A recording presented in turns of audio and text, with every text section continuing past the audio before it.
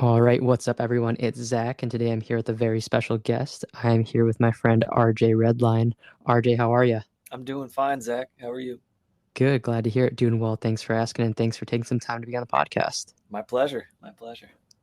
Awesome. So, RJ is a really awesome person. For those of you listening back home, he is a musician and a songwriter.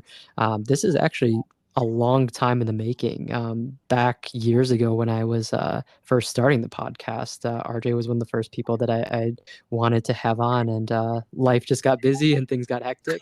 But hey, we're finally making it happen. So I'm excited to have him on, and that's just a little bit about what he's doing these days with his musical career. But do you mind kind of giving us a little bit of your background, who you are, what you're doing, all that good stuff? Oh yeah. So as you said, thank you for that introduction. Yeah. I'm a songwriter from Southeast Michigan. Um, I guess any fans of country might be interested in what I'm playing, country or rock and roll. I always try and keep the spirit of rock and roll alive in my music, I suppose. But been going at it for a little over a decade, and things are finally starting to pick up a little bit. I think Yeah. everybody kind of waits for that moment, but things are finally getting some momentum a little bit. So I think I found the sweet spot with my sound anyway. But yeah. Okay. Perfect. Perfect. And what led you to music in the first place? What helped you find that passion? Oh man. I think it goes with I personally think with my experience, maybe that developmental stage in life where everyone's kind of just looking for something that doesn't necessarily make things click, but gives you a sense of security when maybe you have trouble finding one. Like maybe you're not hitting it off with friends right away or whatever, and you're looking for a sense of belonging or maybe even a sense of confidence. Hmm. I think that was it for me. Was that music and identifying with playing it um, kind of gave me a sense of confidence. Like this thing I can do kind of well. It feels different than like I don't know playing like football or something, which was never my strong suit at all. Uh, Right. so this kind of I was like, oh, I think I'm onto something here, and people are talking to me a little bit differently, and I like it. So there's that little bit of encouragement, like a little pat on the back for finding something that interests you, I guess. Uh, Okay.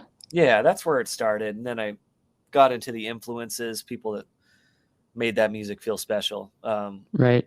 Yeah. Okay.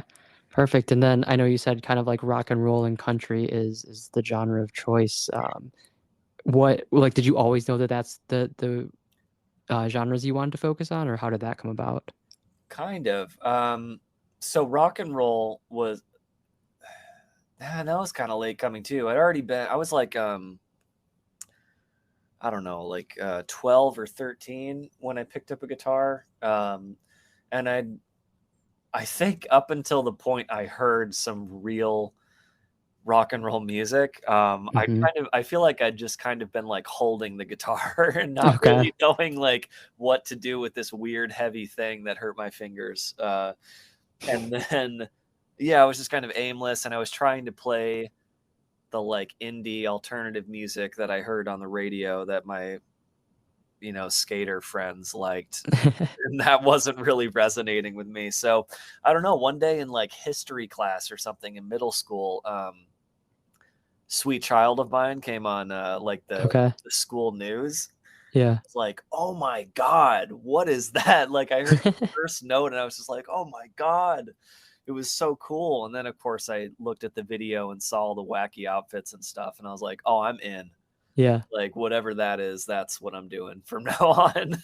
I love that. Yeah. And then I think the country thing was just natural. Like you have stages in life and you grow, and I don't know if this has any validity, but country to me kind of feels like rock and roll that's been like aged in a barrel or something. Okay. Like it, yeah, not to bring like whiskey into this and like so possibly cliche, but it does kind of feel like that. It feels like kind of like a slow aged rock and roll, and that I guess Okay. kind of where I'm at. So I only got into that in really the last few years. Okay. Got it. And I know that you said like after kind of a decade of doing music, you feel like you finally found your sound. Yeah, I think that's kind of what I mean. Yeah. You know, yeah, life just changes, and I think at this particular time in my life, maybe like 2 or 3 years ago, you know, myself, like many other people at uh, 25 or 26, are just looking for maybe a deeper sense of meaning. Yeah. Yep. Yeah, and I think that country music gave me a lot of that. It wasn't like my spectrum wasn't broad right away. I definitely had a gateway sort of experience, Okay. listening to artists like Shaky Graves Okay. and Chris Stapleton, of course. I feel like a lot of people have. He's sort of a gateway instrument Yeah. to country music. Before I started listening to groups like Midland and like Lucas Nelson is another big influence of mine. But now I'm open. It's opened me up to almost all of it. Yeah. Okay. Very cool. And something that I was curious on from more of like the songwriter standpoint of what you do, how I guess I'm just trying to think of like the mental aspect of like you're putting your heart and soul in the things that you're writing. Like, do you feel nervous when you write a song and then you're about to share it with the world, or do you kind of just feel like it is what it is. Some people will love it, some people won't, but like I can't please everyone. Or I guess how does that feel from like that mental approach to it? Like, do you ever get worried about how people are going to respond to certain songs you write? Yeah, that's a good question. Yeah, I would say it's a little bit more situational Okay, sometimes. Like if I'm thinking about if it ever gets as fine pointed as like, oh man, what is this one particular person gonna feel about this? So maybe the song's about them or something. sure. Um, and believe it or not, that has happened where I'm like, oh man, like maybe this person uh, is like at the show or something or Yeah, whatever. And I think like anybody else, that would make me a little nervous. But sure. that's all in my head, I think. To the general public, no, I gotta say I've never been terribly concerned Okay. with what people are gonna think of a song. I have sharpened a pretty halfway decent sense of knowing if I've written something that I think is pretty good or doing something special. Yeah, Um, and then, of course, a sense of when I'm like, I don't, this isn't necessarily bad, but it's right. just really not jumping out at me, and I'm gonna stash it for a little bit, or it's not meeting my vision or something. Got it. Because a big part of not necessarily my writing process, but maybe my revision process and certainly recording has a lot to do with, yeah, is this meeting my vision? Like, and my Mhm. vision is eventually to sell a song. Right, um, and that's a big part of being a songwriter in the sense of a profession. right. You can write as many songs as you want and be an engineer if you want to, and never do anything with the songs, or a little bit uh, closer to what I do is, that's the gig, writing the songs Yeah, and recording them, and trying to share them with people who can amplify them in some way, whether that's another right. songwriter or a producer or something, or um, yeah. Yeah, that makes a lot of sense, and I know that, like, you have, a studio set up and everything, and you write, perform your music and everything, so do you also do, like, the recording and the, engineering, producing? Do you do it all on your own, or do you have, like, a team, or do you, like, freelance, like, contract people to help you with that kinda stuff? Yeah. Again, great question. Um, are you very good at this? Are you sure? um, yeah. It once again, it's kind of dependent on the song. Like I'm recording a song right now that I've actually done a few times, and I've always felt like I just haven't captured that. It's like that adage where you're like, I haven't, you're trying to catch lightning in a bottle or something. Right. There's a little bit of that, sometimes the recording's just not happening. And I think with this particular song, the tracking is fine. So recording the instruments, I can do all that on my own. But the mixing process, certainly, some editing, and the mastering process, I want to contract out just for this particular song. Okay. Whereas like the last 2 or 3 songs I've actually done all in house, all myself. Nice. So I'm getting better at that. Yeah. It's another skill to sharpen.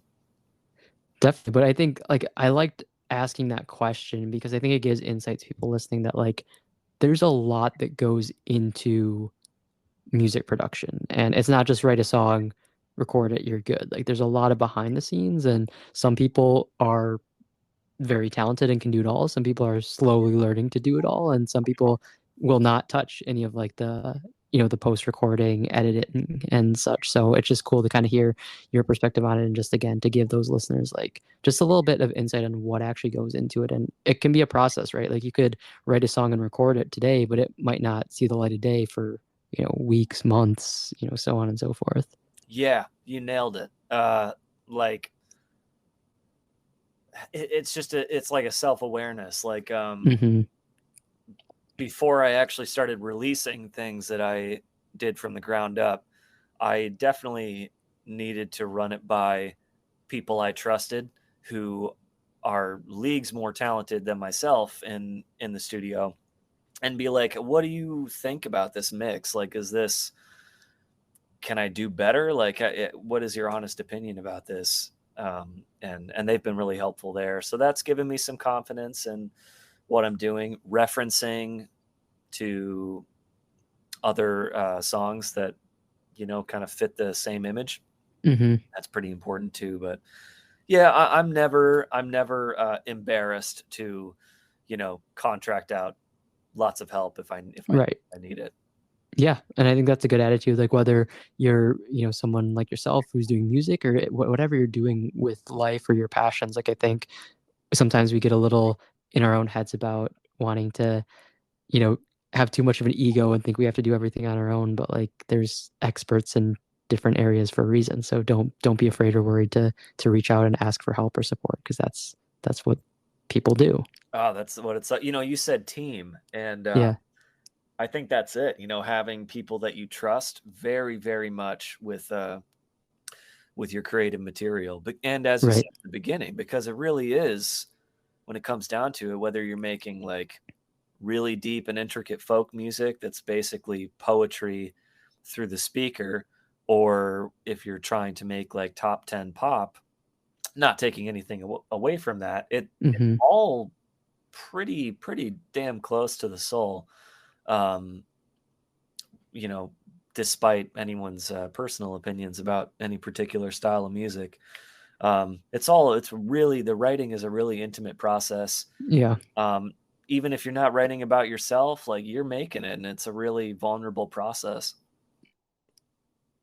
It is, and it's just it's a beautiful piece of art, right? Like, I mean, I think if you talk about art, a lot of people think of paintings and drawings and stuff like that. By all means, that's awesome art, and it's so great to see. But I've always loved kind of like the written art that songs and lyricism can really just paint the picture for. Definitely, definitely. Yeah. Awesome. So RJ, I know that like you've been playing shows just recently, and you have some shows that you're playing in the future, dates coming up and everything. So how's like the like performing live in front of crowds and audiences? How's that experience been for you? Yeah, I've well, to actually reference the last answer about trusting people, Yeah. that goes double for me. Um, for the people that I play with live. Okay. My band, our band, I should say. um, I grew up with the guys. We've Okay. known each other for, I don't know, I think like two of us out of the four go back to like 14 years old, Okay. and we've always played together in different formations and stuff. So I trust those guys um, enormously with my creative material and in this new stage of our lives. But in Pittsburgh, which is where I was located just weeks ago, Mhm. I didn't have them with me, so I kind of had to adopt a new stage format, which was kind of like a busking thing, Okay. which was okay, but it just wasn't. It's not really me. I don't think it was very authentic. Mm. So having the band here is a really big thing, and so shows local and semi-local will be full band, Yeah. much like the recordings that we're putting out. And then any shows that I'm going to be traveling, I'm almost positive are just going to be me with an acoustic guitar. But things can change. Right. Yeah. R right. And now when you're talking about when you're in Pittsburgh and kind of having, like, a more of a busking kinda setup, you said that it didn't feel as authentic. You used that word authentic. How important is being authentic when it comes to music and songwriting, in your opinion? At this stage in my life, and why not career, I personally think it's everything. Yeah. I with that that's like the first stepping stone for me, and it lays the foundation for the whole thing. If you're not being Mhm. real with yourself, especially when you sit down, your whole building's gonna crumble. Yeah. Like, and that you can get by with a live performance and not being authentic. So I think it's actually pretty important to be able to get through the performance, maybe when you're not feeling it, or you're having a bad day. It's a pretty important skill to be able to put on a damn good show, Right. even if you're not feeling it. That being said, of course, the ideal option would be to really put your heart out on the stage, um, Right. and have what I guess would be an authentic performance. That's what makes it for me, is if I'm really connecting with each song on a almost like Right. spiritual level. Yeah, I mean, that was a perfect answer, and that's what I was really hoping that you would say, that being authentic is everything. Because I think, Thanks. I'm so again, with yeah, whether it's music or anything, like, authenticity is so important, and I feel like people can see through when you're not being authentic, and I think that, it's tough, right? Like, we all wanna be authentic, so why try to be someone that we're not, just, for maybe more views on a video or more streams on a song or something. Just, I think being authentic is more important than anything else. 100%. And I feel that with like I haven't always dressed like like I just stepped off of the Yellowstone set or something. Like, Yeah, I haven't always had a cowboy hat and stuff, and of course, when I started wearing it, like, I thought I'd never hear the end of it, from my peers and stuff, but it's not a costume for me. I feel really, really comfortable and confident in it, and, yeah, I think it was just a side of myself that I hadn't quite connected with yet, right. and I think that's the ticket. If you're looking for a signal of authenticity, I think, like, if you feel confident and kind of unstoppable, Yeah, you found it. yeah. I agree, and I mean, just to kind of touch on something you said earlier about being, like, kind of in your 20s, maybe mid-20s, I certainly, found myself, and even to this day, still find myself kind of trying to my path and my, life plan and everything, and what resonates with me, path and stuff like that. So I think, in this time of our lives, you're still figuring out who you are and self-discovering. So, like, even though maybe wearing a cowboy hat was nothing you would think about doing 4 years ago, like, Right. you've grown into who you are, and, like, you've been kinda, like, called, whether it's, the universe in kind of like a spiritual sense has, like, brought you to who you are, or just your experiences and things that you've gone through, it's led you to who you are. But I think it's all part of, like, embracing that journey and, like, really being open to seeing kind of who you truly are. Definitely. Yeah. Oh, you put it so elegantly. I appreciate it. Yeah. I wanna kinda ask, kind of related to the question about, like, when it comes to songwriting, do you ever kind of worry about other people or think about others? When it comes to performing live, do you ever get that kind of, oh my gosh, I'm about to go on stage and perform in front of these people? Or like, do you get any of those nerves or jitters, or do you feel pretty comfortable and confident getting up on stage these days?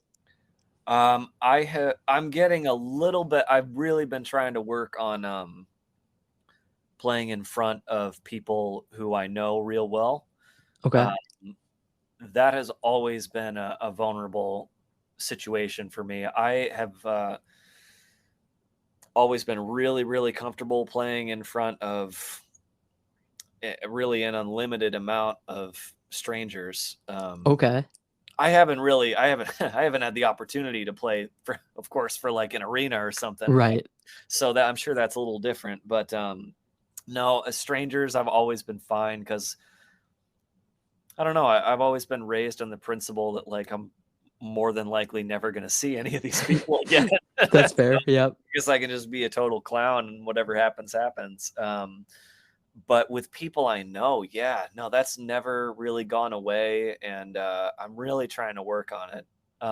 People I trust, it's easier. But yeah, even just one person that I know really, really well, yeah, I have it's pretty challenging for me. Okay. Interesting. I feel like hearing you say that, this makes a lot of sense to me, but I feel like before asking, I kind of thought almost like the opposite. Like if it's someone that you really know and trust, Right. that might be a little easier, but like a crowd of strangers, that might be a little intimidating because there might be that, lack of support. Whereas like your, family and friends, like they'll usually, will always support you, or just like they might be more encouraging. But I think what you said makes a lot of sense where you might not see these people again, these strangers again. So it's kind of like, just go out there and have fun. Whereas when it's people that are really close to you, it's kind of like, that they'll be supportive, but you're just like, oh my gosh, like what if I look like a fool in front of them, or, whatever the Yes. case may be. Yeah, you get start getting in your head, and Hmm. that can also take me down if I'm on stage in front of a group of strangers. But yeah, typically you know what, I might contradict myself from earlier. It is kind of like playing a character at some point because Okay. yeah, I mean, not to deflate it too much, but you're stepping into a vibe. I can't Yeah. believe I just said that, but you're kind of like, yeah, you're stepping into a vibe, man, and I don't know, it's like getting caught in a current in a Yeah. lake or something. You just hop on and whatever transpires is it's all toward the goal. Yeah. It kind of reminds me of like, when people talk about getting in like that flow state, Yeah, just kind of, you're just there vibing, doing what you're doing and not really thinking too much about it, and just kind of flowing with what's supposed to. that's totally it. I think that's what I might have been looking for was flow state. Yeah, you Yeah. nailed it. That is and it uh I would wager it's the same for any other oh man, even to bring back football into the Yeah. discussion. Like it's probably like that, I would imagine. Yeah, for sure. Yeah. Totally. So, RJ, I know that I guess if anyone listening didn't pick up on it per se in our conversation, you're back in Michigan, where you're from and everything. So I know that you transitioned back here from Pittsburgh, like you mentioned. But what's kind of like the future look like? What's what kind of goals do you have? Do you have anything in the works, or what are you trying to accomplish in the coming, whatever you want to say, months, years? What's kind of the future look like?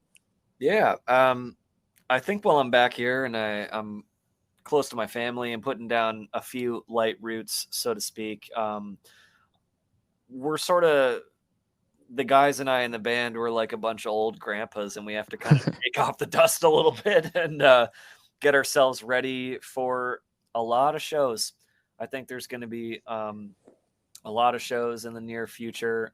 Hopefully, we'll do a little bit of touring. That's my goal. A lot of recording as well. So, yeah, we're throwing up the banners and yeah, really getting the ship sailing. Um, Okay. and then I would hope for maybe an album within the year. Uh, Okay. we'll have to see about that one. The plans are there, but Yeah. everything's subject to change. But Sure. in terms of doing a little plug, I will have a new song within the month, and then of course I'll have some summer dates up on my Instagram, which is where I do most of my promotion. So if anybody is interested in coming out and seeing us, that would be the place to check for tickets and dates and things like that. Okay. So Instagram's going to be the best place to keep up to date with everything. You got it. Yep. Okay, perfect. Do you know what your Instagram is? Your handle is off the top of your Oh man, let me see here. head. I believe it's just man, I am a grandpa. I think it's yeah, at. So we got the at going. Yep. At RJ Redline Music. That's it. Okay. Okay, perfect. At RJ Redline Music. And just because we're old and can't remember things, to anyone listening, I'm gonna put this in the description of the episode as well, so you don't have to listen to us fumble through Yeah. RJ's handle. You could just go down there and check out his Instagram. That way, give him a follow. That's the best place to hear kind of the updates, what's going on, any shows that are coming up, any songs that are coming out. Definitely check out his Instagram. Again, that'll be in the description. Is there anything else that would be a good place, like website? I know you're on streaming services, right, for your music right now? I sure am. Yeah. So of course I'm on Spotify, and I believe many of the others. And then I'm also real active on my YouTube page, with some stuff that wouldn't be released on Spotify. So fun covers and things like that. Hopefully some more music videos in the future, but those are both just my names. If you put in RJ Redline into really any streaming service or YouTube or anything like that, you'll track me down. I'm sure of it. Perfect. All right. So in addition to RJ's Instagram, like you said, just search his name, RJ Redline, but I'll put that in the description as well, just so you can have a little easier time finding him if you even need it. But I'm sure, like you said, just search him and you should pop right up. But yeah, go stream his music on Spotify or any of the other streaming services. And definitely think YouTube would be a cool place to, like RJ was saying, see some things that might not make it on Spotify and see some cool covers and stuff like that. So definitely stay tuned for everything that is coming out from RJ in the future and any tours. And now that he's back in Michigan, my state, well, I guess our state, I'm excited to see some shows too. I'm definitely gonna have to come out to one sometime when I see all the dates and everything. Absolutely, man. I'd love that. Awesome, man. Well, RJ, it's been an absolute pleasure. As we're wrapping things up, is there any final thoughts or message that you want to give to any of our listeners today? Oh man, well, right now I have a song called Custom Made out right now. I'd really love for anybody to give that a listen. And then listen to this podcast, man. Or I guess if you're hearing this, you're already listening to it. So keep coming back. I encourage There you we to go. keep coming back. Oh man, well, hey, and I promise I didn't pay RJ to say that, so it's genuine. So thank you for the shout out for the podcast, and yeah, go stream Custom Made. I gave it a listen.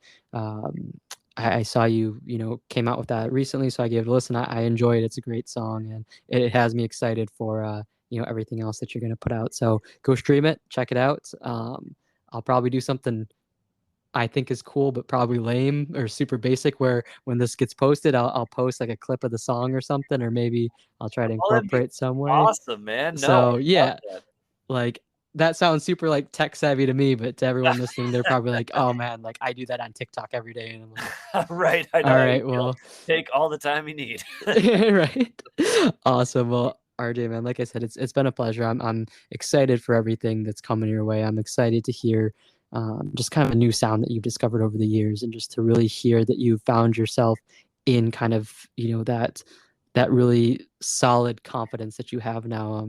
I mentioned when I opened up the podcast that this has been years in the works, just having you on the podcast and everything. And I feel like this timing has just been perfect. You found kind of that sound and what you're looking for. And I'm excited that we were able to capture this. And, year, 2 years, 3 years from now, we'll have you back and we'll hear, what's been going on and see where you are at that stage of your life. But I'm glad that we could capture this moment here today.